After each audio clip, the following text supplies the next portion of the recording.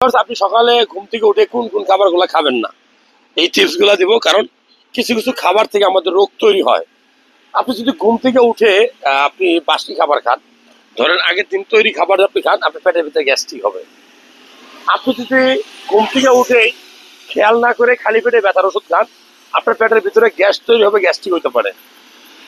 আপনি যদি সকালবেলা ঘুম থেকে উঠেই কিছু সাইট্রাস ফল আছে, ধরেন আমের সময় আম, আমরার সময় আমরা, বড়োর সময় বড়ই, চালতার সময় চালতা, আপনি যদি এরকম টক জাতীয় খাবারগুলো আপনি খেয়ে ফেলেন, তাহলে আপনার পেটের ভিতরে কিন্তু গ্যাস করবে।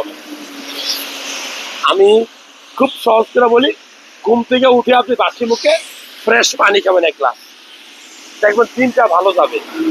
সকালবেলা যে খাবারগুলো খাবেন, ভারী খাবার খাবেন, ভাত সকালে বেশি করে খাবেন, দুপুরে কম খাবেন, রাত্রে একদম খাবেন না। রাত্রে বেশি ভাত খেলে কি হয়, ওই আপনি হাঁটেন না, ব্যায়াম করেন না, ঘুমাই যান, ওই ক্যালোরি গুলা শরীরে জমা থাকে, একসময় শরীরে খারাপ করে শরীর জন্মগ্রহণ করে। সকালবেলা বেশি করে পানি খাবেন, মধু খাইতে পারেন, লেবুর রস খাইতে পারেন, আদার রস খেতে পারেন। সকালবেলা আপনি যদি গ্যাস ফর্ম না হয়, খালি মুখে আপনি রসুন খেতে পারেন। আগের দিন ভিজাই রাখা ছোলা খেতে পারেন, ছোলা। আগের দিন ভিজাই রাখা কিশমিশ খেতে পারেন। আগের দিন ভিজাই রাখা বাদাম আপনি খেতে পারেন।